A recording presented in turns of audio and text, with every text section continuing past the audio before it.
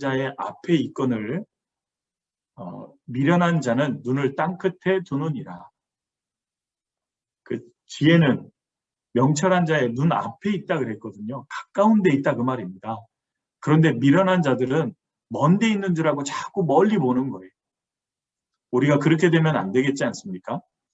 가까운 데 지혜가 있는 거예요. 그래서 작은 것부터 우리 스스로 돌아보고 충실한 것이 뭔지 다듬어서 살펴본다면 주님께 쓰임받는 귀한 신학기가 될 거라고 생각이 되어서요.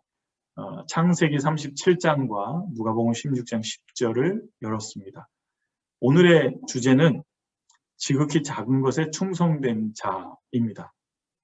제가 분명히 Go back to the basic 그랬습니다. 기초로 돌아가자. 기본으로 돌아가자.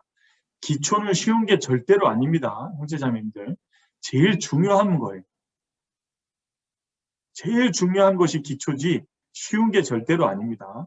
얕잡아 보시면 안 될 겁니다. 그래서 도대체 성경에서 하나님께 귀히 쓰임받는 기초가 뭔지를 지극히 작은 것에 충성된 자라는 제목으로 함께 살펴보도록 하겠습니다. 창세기 37장 가보겠습니다. 처음 열었던 말씀입니다. 창세기 37장 요셉의 이야기입니다. 37장 12절.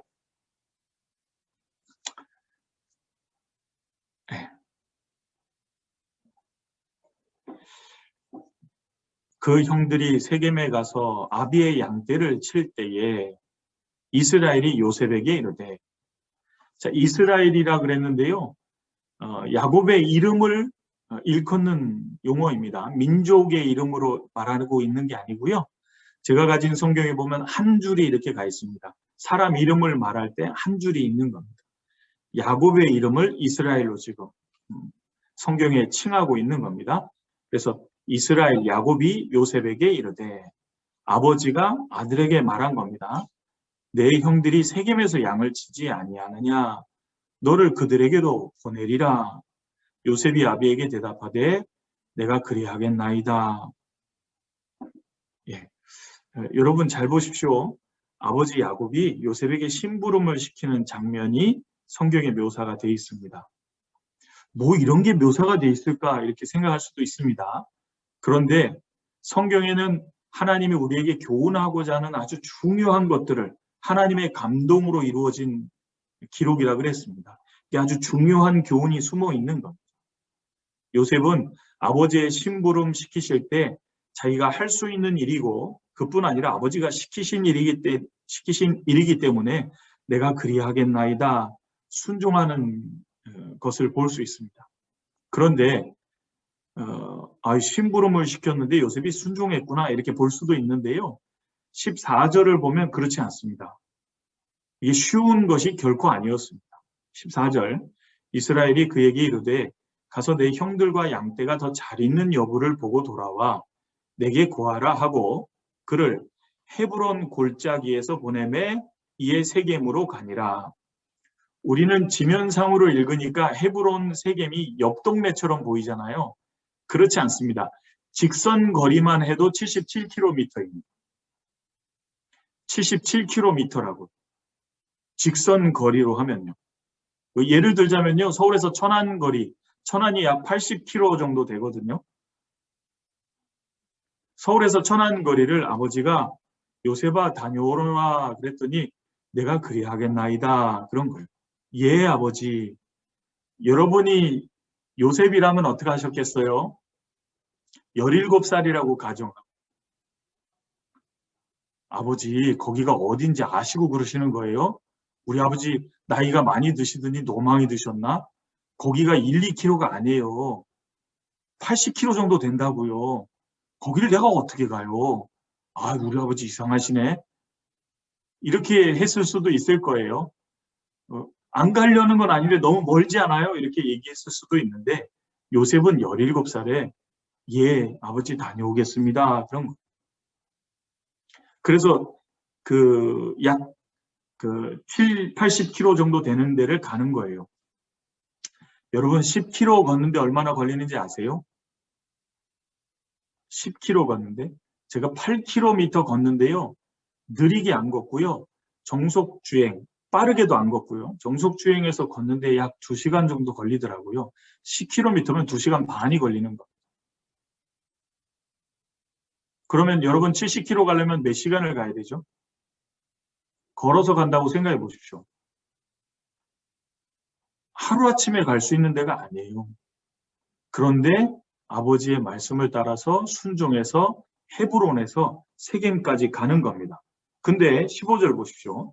어떤 사람이 그를 만난즉 그가 들에서 방황하는지라 그 사람이 그에게 물어 가로되 너 무엇을 찾느냐? 16절 그가 가로되 내가 나의 형들을 찾으오니 청컨대 그들의 양치는 곳을 내게 가르치소서. 형들을 찾으러 왔어요. 그러니까 이 어떤 사람이요. 이제 요셉과 형들이 대충 어떤 그 사람들인지 이제 알았던 것 같습니다. 형들 찾으러 왔는데요. 그랬더니 니네 형들 도단으로 가자고 그러더라. 도단은요. 세겜에서부터 30km 정도 떨어진 곳입니다. 30km 또 가야 돼요. 그러면 우리는 17살을 생각해 보십시오. 우리 같으면 어떻게 했을까? 저 같으면요. 아니 세겜에 가라 그래서 왔는데 없네. 그리고 돌아가려고 했을 겁니다. 근데 요셉은 아버지의 심부름을 왔죠. 아버지의 심부름이 뭐였냐면요. 다시 읽어보겠습니다. 14절 이스라엘이 그에게 이르되 가서 내 형들과 양떼가 다 잘 있는 여부를 보고 돌아와 내게 구하라. 아버지의 심부름은요. 가서 보고 돌아와서 내게 말해줘. 그러니까 요셉은요. 이 심부름을 이루기까지 최선을 다하는 거예요. 저는 어렸을 때를 생각해 보면 부모님이 심부름을 시키면 표는 냅니다. 안 하지는 않아요. 근데 쓱 보고 없으면 없는데요. 그러고 돌아옵니다. 그걸 끝까지 이루고자 하는 어떤 충실한 마음은 적었던 것을 제 삶 속에서 봅니다. 근데 요셉은 기어코 형들과 양떼를 보고 돌아오려고 도단까지 기어코 가는 거예요. 약 100km를 간 거예요. 자, 생각해 볼 부분은요. 여러분, 요셉이 남들에게 잘 보이려고 이렇게 했을까요? 그런 거 아닙니다. 그렇죠? 요셉이 성경에 기록되고 싶은 마음으로 했을까요? 그런 것도 아닙니다. 하나님의 역사에 귀 쓰임 받고 싶어서 한 걸까요? 그런 것도 아니에요. 단지 아들로서 아버지의 심부름을 성실하고 충실한 태도로 하고자 했던 겁니다. 그야말로 작은 것에 충성된 모습이 보이죠. 근데 놀랍게도요. 그 사건을 하나님은 엮어서 형들에게 팔리게 하시고 그 사건을 엮어서 흉년 속에서 이스라엘을 건지는 역사로 요셉을 사용하시게 되는 거예요. 왜요? 작은 일에 성실하고 충실한 모습으로 역사하는 요셉을 보시고 그 요셉을 엮은 겁니다. 오해하시면 안 됩니다. 남들에게 살려고 결코 아니에요. 우리는 때로는 그런 게 있잖아요. 남들에게 잘 보이고 싶어서 할 때도 있지 않습니까? 요셉은 그런 것도 아니에요. 아무도 보고 있지 않았어요. 더군다나 하나님께 크게 쓰임받고자 하라는 그런 마음도 없었어요. 단지 아버지의 심부름을 성실하고 그다음에 충실히 하는 속에서 하나님은 요셉을 보셨기 때문에 엮으신 거예요. 작은 일에 충실한 것이 보이죠. 그랬을 때 주님이 그 사람을 엮어서 하나님의 놀라운 역사, 구속사에 요셉이 쓰임받게 되는 겁니다. 요셉뿐만이 그런 게 아니에요.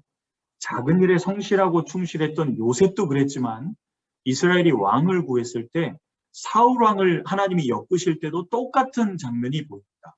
사무엘상 보겠습니다. 9장. 사무엘상 9장입니다.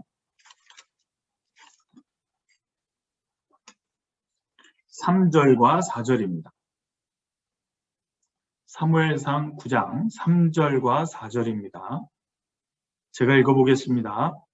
사울의 아비 기스가 암나기들을 잃고 그 아들 사울에게 이르되 너는 한 사원을 데리고 일어나 가서 암나기들을 찾으라 하매 그가 에브라임 산지와 살리사 땅으로 두루 다니되 찾지 못하고 사알림 땅으로 두루 다니되 없고 베냐민 사람의 땅으로 두루 다니되 찾지 못하니라.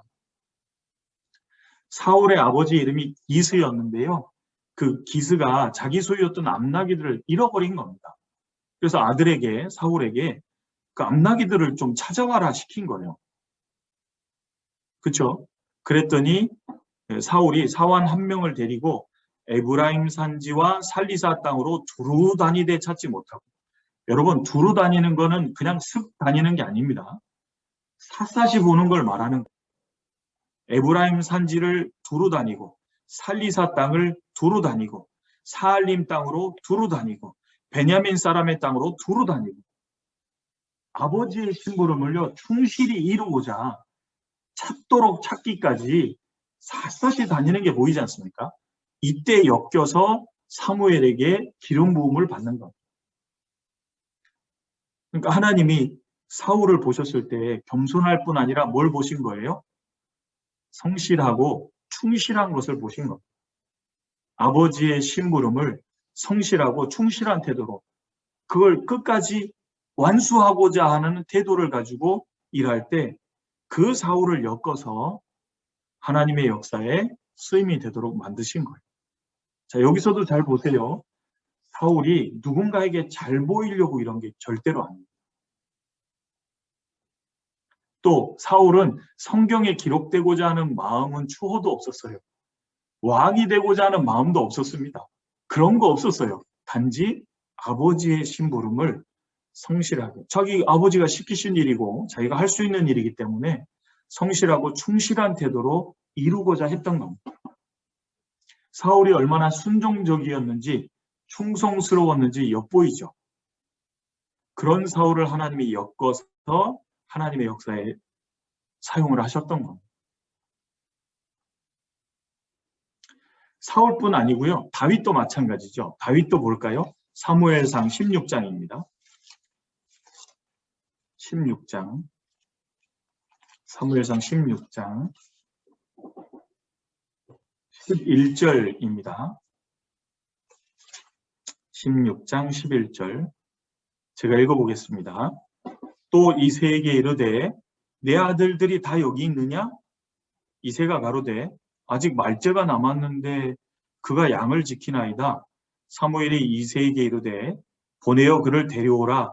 그가 여기 오기까지는 우리가 식사 자리에 앉지 아니하겠노라. 이에 보내어 그를 데려오매 그의 빛이 붉고 눈이 빼어나고 얼굴이 아름답더라. 여호와께서 가라사대 이가 그니 일어나 기름을 부으라. 다윗이 기름 붓는 부음을 받는 장면입니다. 이제 사무엘상 16장 앞에 보면요. 사무엘 선지자가 오랫동안 사울이 하나님 앞에서 실격자가 된 것 때문에 슬퍼하는 장면이 나옵니다. 그때 하나님이 너 언제까지 그렇게 슬퍼만 하고 있을 거냐.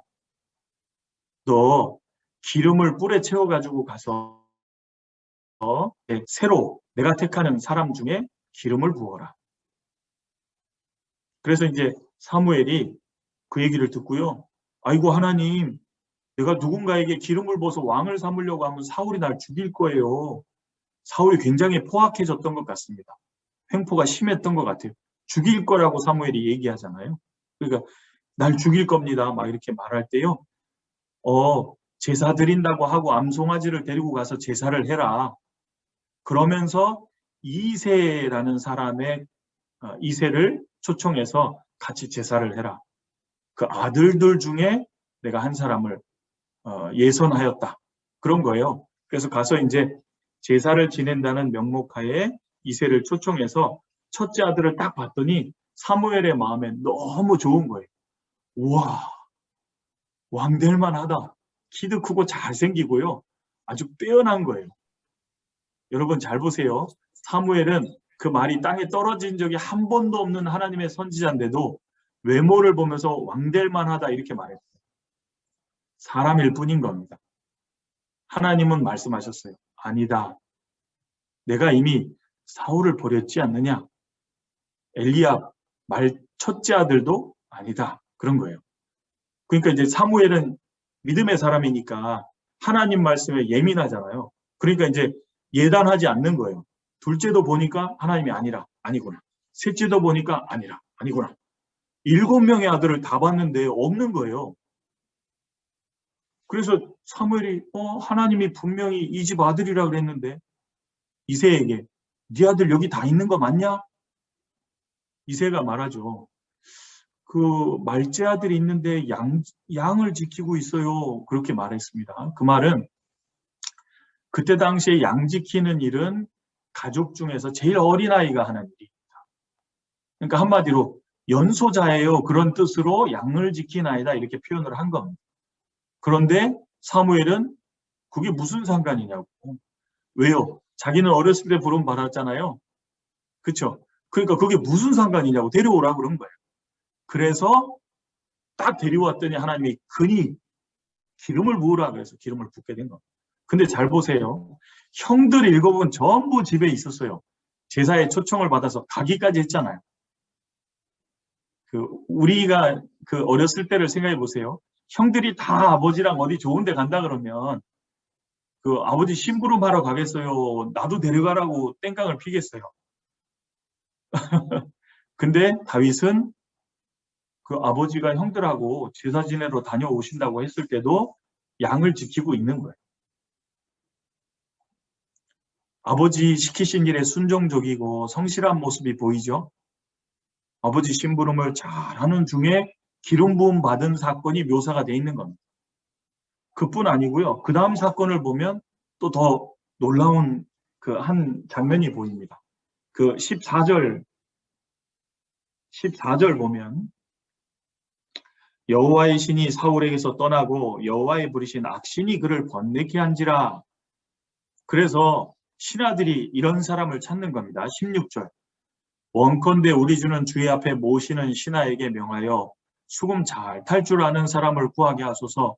하나님의 부르신 악신이 왕에게 이를 때에 그가 손으로 타면 왕이 나으시리이다. 그래서 이스라엘 백성 중에 좋은 사람을 찾았는데 다윗이 꼽힙니다. 그래서 이렇게 된 거예요. 22절, 23절. 이새에게 사람을 보내어 이르되 청컨대 다윗으로 내 앞에 모셔 서게 하라. 그가 내게 은총을 얻었느니라 하니라. 하나님의 부르신 악신이 사울에게 이를 때 다윗이 수금을 취하여 손으로 탄즉 사울이 상쾌하여 낫고 악신은 그에게서 떠나더라. 잘 보세요.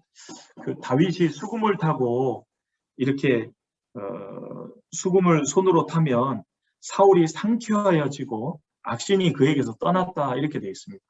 한마디로 왕의 치료사가 된 거예요. 이제 왕궁을 드나드는 사람이 된 거죠. 양치는 작은 일을 하는 사람이었는데요. 왕궁을 드나들고 왕을 치료하는 치료사가 되면 대부분 이제 어떤 마음이 들까? 저는 이런 생각을 해봤습니다. 물론 제 얘기지만요. 이제 왕궁을 출입하고 왕을 치료하는 치료사가 되면 아버지한테 점잖게 말할 것 같더라고요. 아버지, 이제 저 왕궁도 출입해야 되고 왕을 치료하는 치료사가 되오니 저 이제 양치는 일은 다른 사람에게 주시고 이제 왕궁을 드나드는 그런 사람이 될 수 있게 해주십시오. 그랬을 텐데 다윗은 전혀 그렇지 않아요. 아버지가 시키신 일은 여전히 하면서 왕이 부르면 가서 그 일을 하는 겁니다. 그런 허황된 생각을 품지 않아요. 그래서 이런 장면이 묘사가 되는 겁니다. 17장 15절에서 18절입니다. 17절입니다. 죄송합니다. 17절 17절에서 19절 제가 읽어보겠습니다. 이새가 그 아들 다윗에게 이르되 내 형들을 위하여 이 볶은곡식 한 에바와 이 떡 10덩이를 가지고 진으로 속히 가서 내 형들에게 주고 이 치즈 10덩이를 가져다가 그들의 천부장에게 주고 내 형들의 안부를 살피고 증표를 가져오라. 때에 사울과 그들과 이스라엘 모든 사람이 엘라 골짜기에서 블레셋 사람과 싸우는 중이더라. 다윗이 아침에 일찍이 일어나서 양을 양지키는 자에게 맡기고 이새에 명한 대로 가지고 가서 진영에 이른즉 마침 군대가 전장에 나와서 싸우려고 고함하며 이스라엘과 블레셋 사람이 항오를 벌이고 양군이 서로 대하였더라. 잘 보세요. 다윗은 왕궁의 치료사로도 일하는 중에도 자기가 아버지께서 자기에게 맡긴 양치는 일을 멈추지 않고 여전히 하고 있었어요. 그리고 아버지가 심부름 시키시니까 아침에 일찍 일어나서 양치는 자에게 맡기고 그 심부름을 갑니다. 그 심부름을 갔다가 엮여서 하나님이 엮으신 거죠. 엮여서 골리앗과의 싸움에서 이기게 되는 거죠. 근데 엮이는 기초를 보면 항상 아버지 말씀을 성실하고 충실히 잘 하는 중에 엮이는 장면들이 성경에 계속 묘사가 되는 겁니다. 작은 것에 충실한 모습이 보이죠? 그런 면이 있을 때 하나님이 그들을 엮어서 하나님의 역사에 쓰시는 것이 보여요. 여러분, 다윗이 양을 칠 때요, 성경에 기록되고자 하는 마음이 있었던 게 아닙니다. 골리앗과 싸우고자 하는 마음도 있었던 것도 아닙니다. 왕이 되고자 하는 마음도 있었던 게 아니에요. 그저 아버지의 심부름을 충실하고 성실한 태도로 하기를 원했던 겁니다. 왜냐하면 그건 아버지가 시키신 일이고 자기가 할 수 있는 심부름이었기 때문입니다. 그런 다윗을 엮어서 하나님이 하나님의 역사에 쓰시게 됐던 거예요. 작은 것에 충성된 것이 보이죠. 그런 다윗을 하나님이 쓰신 것을 볼 수 있습니다. 그런데 우리는 이제 본성적으로 타락된 측면을 가지고 있지 않습니까? 그러다 보니까 지혜는 명철한 자의 눈앞에 있는 건데 아주 가까운 데서부터 시작이 되는 건데 지혜는 가까운 곳에 있을 뿐 아니라 가까운 데서부터 시작할 수 있는 건데 자꾸 우리는 미련한져서 먼 데 눈을 두는 겁니다. 큰 일에 마음을 두고 먼 데만 자꾸 마음을 두는 거거든요. 성경은 그렇지 않다. 아주 작은 일, 아주 할 수 있는 작은 일에서부터 충실한 것을 하나님이 보시기 때문에 그런 자들을 엮어서 하나님의 역사에 쓰시는 것을 볼 수 있습니다. 다윗도 그렇게 쓰임을 받게 된 것을 볼 수 있습니다. 물론 제가 지금 말씀드린 모든 사람의 공통점은 하나님을 믿는 사람들이었습니다.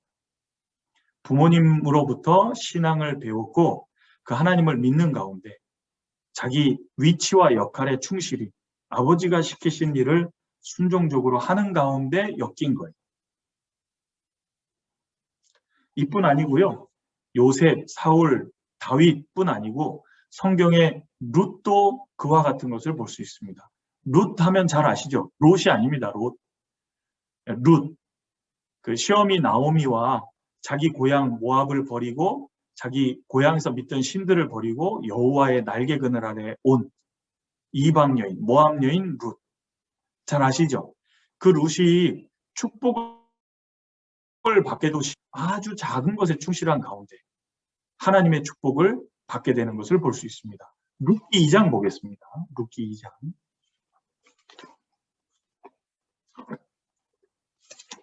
사사기 다음에 룻기죠. 룻기 2장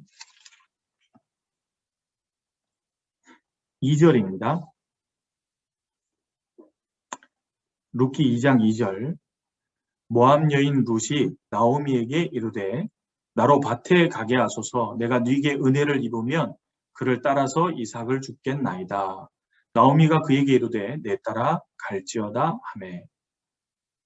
여기 보면요. 시어미 이름이 나오미고요. 며느리 이름이 룻입니다. 나오미가요. 베들레헴 사람이었어요. 남편의 이름은 엘리멜렉이었습니다.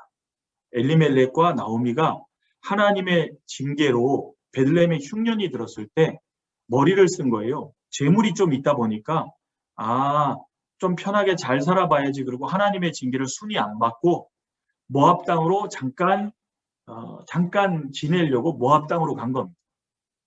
피했을 때 신기하게 짧은 기간 한 10여 년 동안요. 엘리멜렉이 죽고 아들 말론과 기련도 죽고 있었던 그 많은 재물이 다 날아간 거예요. 하나님의 이름이 여호와죠. 약속의 하나님이잖아요. 아무리 요령을 펴도 하나님이 싹 비운 겁니다. 그래서 완전히 나옴이라는 이름이 기쁨이란 말이거든요. 돌아올 때는 나를 나옴이라고 하지 마십시오. 말하라 하십시오. 고통. 쓰디 쓴 그 씀을 말하잖아요. 이제 인생의 씀을 맛보게 된 거예요. 하나님이 싹 비운 걸 경험했거든요. 한마디로 이제 정말 거지가 돼서 돌아온 겁니다. 그런데 거지가 돼서 돌아왔어도 이스라엘 땅에 있어도 거지잖아요. 먹을 게 없는 거예요. 근데 룻이 그때 시어머니를 봉양하기 위해서 어머니 저 나가서 이삭이라도 좀 줍고 올게요. 추수 시기니까 제가 좀 줍고 오겠습니다. 그랬더니 나오미가 그래 다녀오너라 그런 거예요.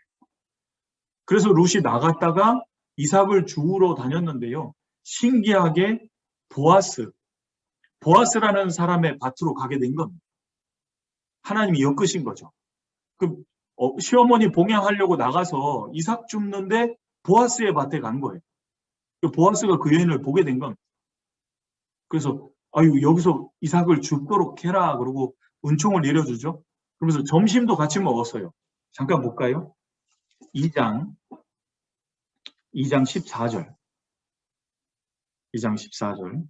식사할 때 보아스가 롯에게 이르되 이리로 와서 떡을 먹으며 내 떡 조각을 초에 찍으라. 롯이 곡식 빼는 자 곁에 앉으니 그가 볶은 곡식을 주매 롯이 배불리 먹고 남았더라. 식사도 대접을 해준 겁니다. 보아스가요. 아유 여기 와서 같이 먹자고. 그렇죠? 너그럽게 은총을 베풀어 줬더니 이 롯이요 배불리 먹고 남았다 그랬죠. 그렇죠? 근데 그 남은 거 어떻게 했는지가 그 다음에 써 있습니다. 그 남은 걸 어떻게 했냐면 18절입니다.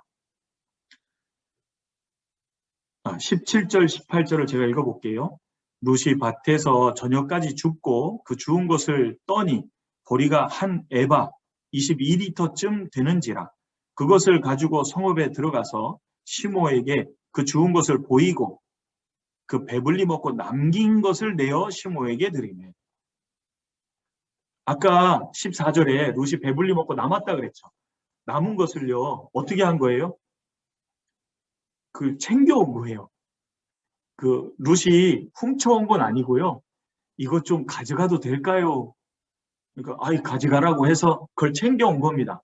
챙겨서 누구 드린 거예요? 시어머니 드린 거예요. 이게 얼마나 착해요. 여러분 롯이요 성경에 기록되고자 하는 마음이 있었을까요? 없었을까요? 그런 거 없었어요. 성경의 제일 중요한 주제 회복의 소재가 되려고 하는 마음도 없었어요. 룻기는 성경의 가장 중요한 주제 회복을 말하는 성경이거든요. 1장이 말아 완전히 싹 비워서 돌아오잖아요. 고통을 말하고요. 2장은 하나님의 은총으로 채워지는 것을 말하고요. 3장에 가서 이제 비로소 이제 안식을 얻게 되고요. 왜냐면 은혜를 받았으니까 2장. 그리고 4장에는 찬송이 등장을 하게 되는 겁니다. 그래서 룻기의 주제는 명확하게 회복인 거예요. 근데 그 회복되는 기초가 뭐였냐면 룻이 시어머니를 봉양하려는 마음에 착하죠. 그 착한 마음에요. 이삭을 줍고 먹고 남은 음식을 싸서 어머니 이거 좀 드셔보세요. 이거 보아스가 줘서 가져왔어요. 이거 먹이는 장면을 통해서요. 그걸 엮어서 하나님이 엄청 회복이 될 수 있도록 그 하나님의 은총을 크게 얻을 수 있도록 만드신 거예요.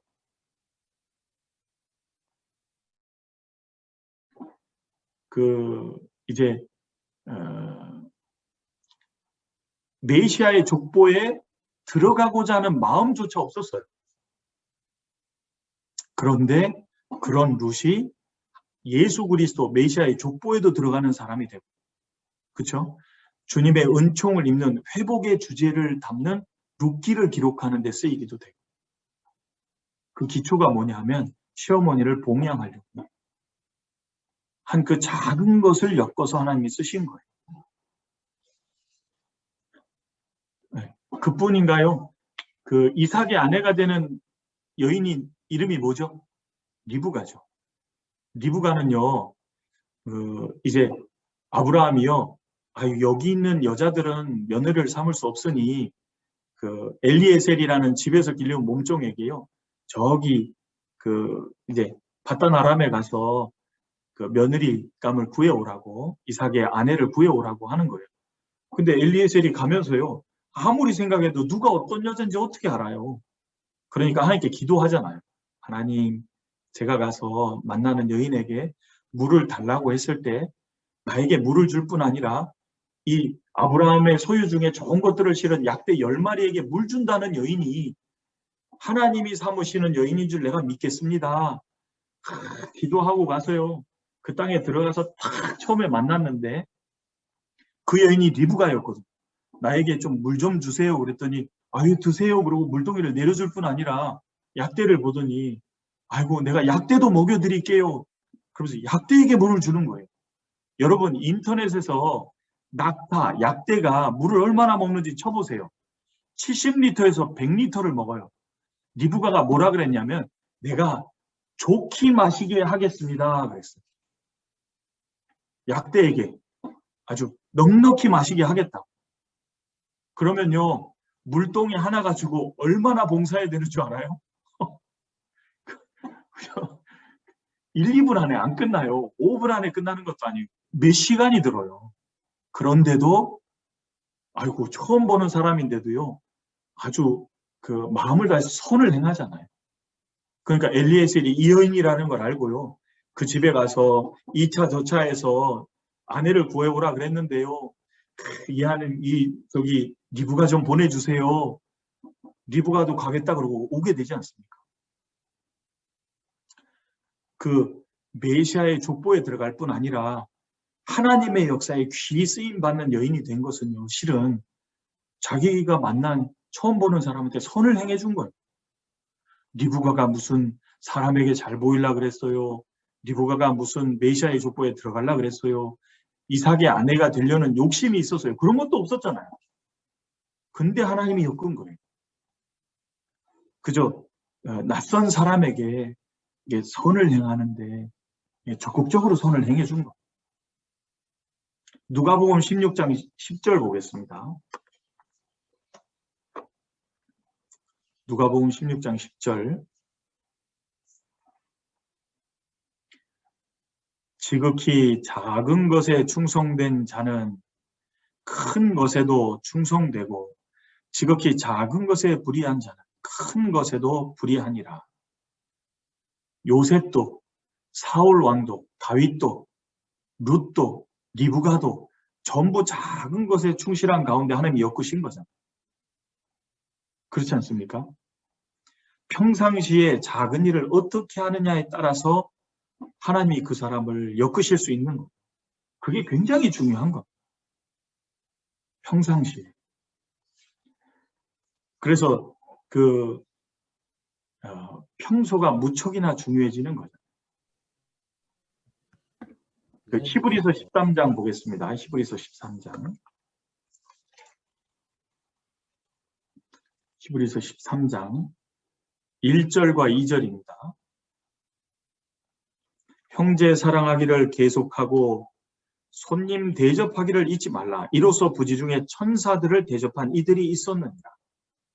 천사들을 대접한 이들이 있잖아요. 아브라함이 지나가는 사람들을 이렇게 모셔서 우리 집에 같이 갑시다 해서 모셔왔는데 한 분은 주님이었고 두 사람은 천사였잖아요. 부지 중에 천사를 영접한 거거든요. 늘 그러다 보니까 주님도 천사도 영접하게 됐던 거예요. 그렇죠? 롯도 마찬가지지 않습니까? 소돔 고모라에서 그 손님을 영접했는데 천사였잖아요. 따라서 하나님이 그 속에서 역사를 하시는 거예요. 그러니 사도행전 17장에 있는 것처럼 하나님은 우리 각 사람에게서 멀리 떠나 계시지 않는 것이 분명한 거거든요. 멀지 않아요. 하나님 가까이 계시기 때문에 평소가 중요해지는 겁니다. 그런데 우리 육체적인 생각에는요, 그냥 평상시에 작은 일은 그냥 작은 일처럼만 보이잖아요. 성경을 통해서 보면 작은 일은 결코 작은 일이 아닙니다. 작은 일이 어디랑 엮이냐면 하나님의 큰 일과 엮이게 돼 있는 거예요. 결코 작은 일이 아니라고 성경에 소개가 되고 있는 겁니다. 작은 일이 결코 작은 일이 아니다. 작은 일이 하나님에 의해서 큰 일에 엮이게 되는 거기 때문에 중요한 일이라고 말하고 있는 거예요. 마태복음 5장 보겠습니다. 마태복음 5장 19절입니다. 여기에 이런 말씀이 있는데요. 마태복음 5장 19절. 그러므로 누구든지 5장 19절입니다. 그러므로 누구든지 이 계명 중에 지극히 작은 것 하나라도 버리고 또 그같이 사람을 가르치는 자는 그래서 특히 작다 일컬음을 받을 것이요 누구든지 이를 행하며 가르치는 자는 천국에서 크다 일컬음을 받으리라. 여러분 지금 읽은 내용은 천국에 들어가냐 마냐를 얘기하는 게 아닙니다. 천국에서 크냐 작냐를 언급하고 있는 거예요. 천국에서 작아지는 길은 뭐냐면 지극히 작은 것 하나라도 버리고 사람을 가르치는 자는 천국에서 지극히 작다라고 일컬음을 받게 되는 사람이 된다. 반면에 누구든지 이를 행하며 작은 것 하나라도 행하며 가르치는 자는 그 사람이 크다 일컬음을 받게 될 거예요. 그러니까 작은 게 결코 작은 게 아니라고 교훈하고 있는 겁니다. 누가복음 19장입니다. 지극히 작은 것 하나를 행하면서 가르치는 자는 크다 일컬음을 받게 될 거라고 했습니다. 누가복음 19장. 문화 비유가 나오는 곳인데요. 여기 보십시오. 누가복음 15장. 19장입니다. 죄송합니다. 19장. 19장. 네, 12절.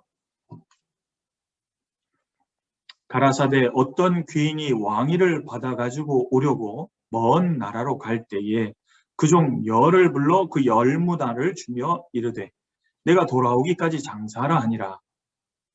예, 비유를 두셨는데요. 귀인이 예수님을 상징하는 인물입니다. 귀인이 왕위를 받아가지고 오려고 먼 나라로 갈 때. 그렇죠. 예수님은 이 땅에 영혼을 구원하러 오셔서 우리를 대신해서 죽으시고 부활하시고 승천하셔서 가셨다가 만왕의 왕으로 다시 오시는 거잖아요. 그래서 왕위를 받아가지고 먼 나라로 갈 때 이렇게 한 겁니다. 그 종 열을 불러 주님의 종인 거예요. 귀인의 종입니다. 구원받은 성도가 주님의 종이잖아요. 열을 불러서 각 사람의 한 문화씩 준 거예요. 10문화를 나눠준 거예요. 그랬을 때 16절입니다. 그 첫째가 나와 가로되 주여 주의 한 문화로 10문화를 남겼나이다. 주인이 이르되 잘하였다 착한 종이여 내가 지극히 작은 것에 충성하였으니 10고을 권세를 차지하라 하고. 첫째가 한 문화로 10을 만들었어요. 하나 가지고 10문화를 만드는 겁니다. 그때 주인이 말했어요. 잘하였다 착한 종아 내가 지극히 작은 것에 충성하였습니다. 10고을 권세를 차지하라. 잘 보십시오. 하나로 10을 만든 사람은 지극히 작은 것에 충성하는 것이라고 말하고 있습니다. 그 사람은 영예가 10고을 다스리는 권세를 차지하게 됩니다. 반면에 두 번째 사람 볼까요? 18절. 그 둘째가 와서 가로되 주여 주의 한 문화로 5문화를 만들었나이다. 주인이 그에게 이르되 너도 5고을을 차지하라. 차이가 있죠. 차이가 뭐죠? 하나로 5을 만든 사람에게는 지극히 작은 것에 충성했다는 말이 없는 겁니다. 왜냐? 작은 것은 간과한 거예요. 간과하고 뭔가를 한다고는 했는데 그래서 5이 만들어지게 된 겁니다. 그런데 귀인이 주님이 이 사람에게는 지극히 작은 것에 충성했다는 말이 없게 되는 거예요. 그래서 작은 것에 충성했냐 안 했냐 그것이 천국에서 커지냐 작아지냐 문제를 좌우하게도 되고 작은 것에 충성한 사람을 그것을 엮어서 주님의 귀한 역사에 사용하기도 하시는 겁니다. 엮어 가시는 거예요. 주님의 큰일에 사용해 가시는 거예요. 그래서 우리 대학 선교부 형제자매님들 go to the basic 그랬잖아요. 기초로 돌아가서요. 부모님에게 순종하는 거 먼저 가족 전도를 위해서 꼭 생각하셔야 돼요. 부모님에게 순종하라를 간과하면 안 돼요. 부모님과의 관계를 엉망진창으로 만들어 놓고 가족 전도 안 된다고 아무리 울고불고 해야 소용이 없는 거예요. 그거 우리 실수인 거예요. 부모님에게 순종하고 부모님에게 잘하는 거 그거 진짜 필요한 거예요. 전도하는데 아주 중요한 발판이 되는 겁니다. 가족 전도예요. 그럼 부모님들이 보시다가요. 야, 쟤 뭐 교회 다니면서 구원받았다고 하더니 쟤 진짜 뭐가 달라지긴 했구나. 믿음직스럽네. 아, 참 괜찮네. 그래야 전도하는 데 도움이 되죠. 부모님에게 순종하는 거. 그리고 학교에서 친구들하고 관계 속에서 전도하는 것 때문에 신의를 지키고 잘하는 걸 생각해요. 학생 신분으로서 공부 충실히 하고요. 잘하면 더 좋지만 충실히 하는데 결과가 잘 안 나오는 건 그건 어쩔 수 없잖아요. 그런데 충실히 학교 생활을 하는 가운데 친구들 전도하는 걸 생각해야 돼요. 근데 이걸 잘못 생각하면요. 먼저 선물 줄 걸 생각해요. 먼저가 선물이 아니에요. 먼저는 관계를 생각해야 되는 거예요. 신뢰의 관계가 이루어져야 돼요. 친구도 내가 믿음직스러워야 될 거 아닙니까? 그러기 위해서 학교 생활을 충실히 하는 걸 생각해야 돼요. 그 열왕기하 5장에 보면요. 나아만 장군이 북이스라엘에서 잡아온 게지바의 얘기를 듣고 사마리아까지 가는 거거든요. 적국인데. 여러분 게지바이가 죄송합니다만 개판으로 살았으면 그 얘기 들었겠어요? 근데 게지바인데요. 포로로 끌려왔는데도 이 적군의 장군이 나를 포로로 끌려와서 나를 종을 삼았어. 내 인생이 우울해. 나는 비참해. 막 이렇게 인생을 원망하고 불평한 데 쓴 게 아니에요. 그것도 하나님이 주시는 것으로 받고 거기서 충실히 살았던 거잖아요. 그러니까 아이고 우리 주인이 우리 사마리아에 있는 하나님의 선지자에게 가면 나았을 텐데요. 얘기를 하니까 그걸 들은 거잖아요. 얼마나 충실히 지냈으면 게지바이가 그걸 듣냐 그 말입니다. 그러니까 그게 엮여서요. 그 다음에 열왕기 5장 이후를 읽어보세요. 나하만 장군이요. 이스라엘에게도 많은 문둥병자가 있는데도 나하만 장군만 하나님의 은총을 입었을 뿐 아니라 북이스라엘과 아람 사이가요. 원수지간이었거든요. 전쟁이 많았어요. 근데 그 뒤에 아람과 북이스라엘이 잠시 싸우지 않고 평화로운 시기를 갖게 되는 그 기초가 되게 되잖아요. 그 게지바의 말 때문에. 신기하지 않아요? 게지바의 말 때문에 장군이 은총을 입을 뿐 아니라 적국인데 평화를 갖게 되는 시기를 맞는다. 그뿐인가요? 오병이어 있잖아요. 한 소년이 드렸던 작은 것 하나가 5천 명이 배불리 먹고 남는 일을 만들어내지 않습니까? 주님은요, 얼마든지 작은 것을 크게 엮으실 수 있는 분이에요. 근데 우리는 자칫하면요, 지혜는 명철한 자의 앞에 있는 건데 가까이에 있는 사람들에게 잘하고 그리고 가까이에 있기 때문에 거기에 충실한 게 필요한데 자꾸 멀리만 보고 세계 선교 막 이렇게 생각할 수도 있거든요. 그러면 안 돼요. 그러면 안 돼요. 가까이에 있는 사람부터 세계 선교를 위해서 기도하는 건 필요하지만 가까이 있는 사람부터 복음을 전하기 위해서요. 작은 일에 충실하고 그리스도인답게 살아가는 데 충실하고 그럴 때 주님이 그걸 엮어서 역사에 사용해 주실 수 있는 것. 마태복음 25장도 보겠습니다. 마태복음 25장. 그리고 또 생각해야 될 게 있습니다. 마태복음 25장 40절입니다. 마태복음 25장 40절. 임금이 대답하여 가라사대 내가 진실로 너에게 이르노니 너희가 여기 내 형제 중에 지극히 작은 자 하나에게 한 것이 곧 내게 한 것이니라 하시고, 이제 마태복음 25장에 양과 염소, 오른편과 왼편에 무리를 나눠서 창세로부터 예비된 나라를 상속하라, 오른편에 있는 양무리에게 말씀하신 겁니다.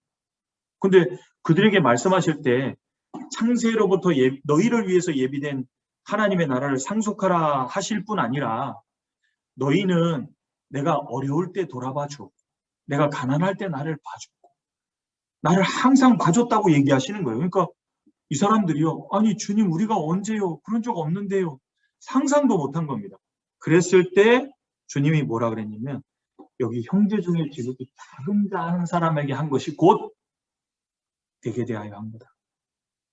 여러분, 형제 자매님들이 누구죠?